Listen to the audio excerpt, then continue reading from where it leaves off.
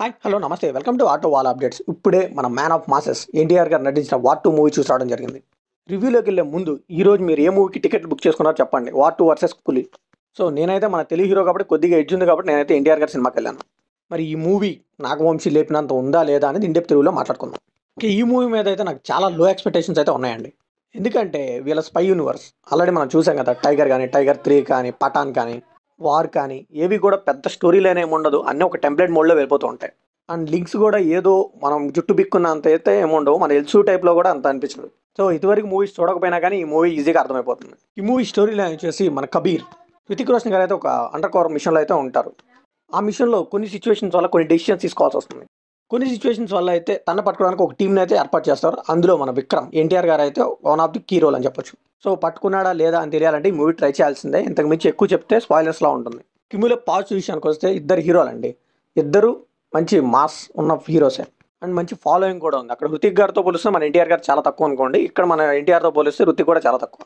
And వీరిద్దరి మధ్య వచ్చే ఫేస్ ఆఫ్ సీన్స్ కానీ, వాళ్ళు వచ్చే డైలాగ్ డిక్షన్ కానీ, అండ్ అలానే వాళ్ళు ఇచ్చే ఫేస్ ఎక్స్ప్రెషన్స్ కానీ చాలా బాగా వర్కౌట్ అయ్యాయి. వీళ్ళిద్దరికి ఒక సాంగ్ కూడా ఉంది, అది కూడా పర్లేదు అనిపించింది. ఇక కియారా గారండి, ఆవిడైతే స్క్రీన్ ప్రెజెన్స్తో చంపేశారని చెప్పొచ్చు. స్టన్నింగ్ అని చెప్పొచ్చు. నేను చూసిన దాంట్లో అయితే బిగ్నీ సీన్ కూడా ఉంది, ఎందుకంటే నేను హిందీలోనే చూశాను. ఇంకా త్రూఅవుట్ ద ఫస్ట్ హాఫ్ బాగా ఇంట్రెస్టింగ్గా తీసుకెళ్లారండి. ఇంటర్వెల్కి అయితే మంచి ట్విస్ట్తోనే ఎండ్ చేస్తారని చెప్పొచ్చు. ఇంకా సెకండ్ హాఫ్ను కూడా మొత్తం యాక్షన్ ప్యాక్లతో నింపేశారు. ఒక చోట అయితే యాక్షన్ సీక్వెన్స్ చాలా బాగుంది వీళ్ళిద్దరి మధ్య. అండ్ ఇంకో క్యారెక్టర్ని ఇంట్రడ్యూస్ చేశారు, అది కూడా బాలీవుడ్ యాక్టర్ చేశారు. అది చెప్తే స్పాయిలర్ అవుతుంది, అందుకే చెప్పట్లేదు. ఇంకా సినిమాటోగ్రఫీ, బీజిఎం ఇవన్నీ కూడా పర్లేదు అనిపించాయి. కిమీలో నెగిటివ్ విషయానికి వస్తే సెకండ్ హాఫ్లో ఒక మేజర్ సీక్వెన్స్ అయ్యాక మనకు అర్థమైపోతుంది వీళ్ళు తీసుకొని చాలా థిన్ స్టోరీ లైన్ దాన్నే చాలా డ్రాక్ చేస్తున్నారు. మూవీలో అండి ఏది వర్కౌట్ అవ్వలేదండి. నిజానికి ఇది స్పై సినిమా అని చెప్తారు, బట్ మూవీలో ఎక్కడా కూడా వర్కౌట్ అవ్వదు. ఒక ఇంటర్వెల్లో పోస్ట్ ఇంటర్వెల్ అంతే, అంత తప్పితే ఏముండదు. ఇంకా వీళ్ళిద్దరి మధ్య వచ్చే క్యాట్ అండ్ మౌస్ అవి కూడా అంత ఇంట్రెస్టింగ్ ఏం అనిపించలేదు. ఏదో ఇంట్రడక్షన్ పెట్టేసి వీళ్ళిద్దరి మధ్య వచ్చే కాన్సిక్వెన్సెస్, వాళ్ళు ఒక దెబ్బ వీళ్ళు ఒక దెబ్బ అలాగే ఉంటుంది మూవీ అంతా. ఇంకా యాక్షన్ సీక్వెన్సెస్ అండి మరీ ఓవర్ అండి. లిబర్టీస్ తీసుకోవచ్చు కానీ మరీ ఇంత ఘోరంగా తీసుకోవద్దు. ఘోరంగా అనిపించింది. ఎస్పెషల్లీ ప్లెయిన్ సీన్ ఒకటి, బోట్ సీన్ ఒకటి. ఏంట్రా బాబు ఏ చూపించినా మనం నమ్మేస్తాం అనుకుంటున్నారా ఏంటి అనిపించింది నాకే. సో నాకైతే ఒక్కటి కూడా వర్కౌట్ అవ్వలేదండి.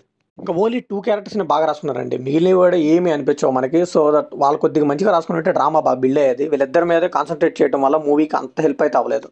అండ్ మూవీ టీవీ లేపినట్టు ఏదో ఉంది మూవీలో అన్నట్టు అయితే ఏం లేదు, అంత స్పాయిలర్స్ కూడా ఏం లేవు.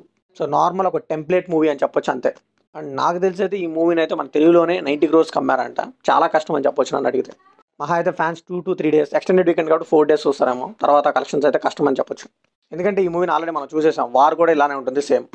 సో ఏమోనండి, నాకైతే ఈ మూవీ నచ్చలేదు. మరి మీకు నచ్చుదేమో ట్రై చేయండి. సో ఇది కంప్లీట్లీ నా ఒపీనియన్ మాత్రమే. మరి ఈ మూవీ మీకు అనిపించింది కమెంట్లో షేర్ చేసుకోండి, లైక్ చేయండి, షేర్ చేయండి, వెళ్ళే ముందు సబ్స్క్రైబ్ చేసుకోండి.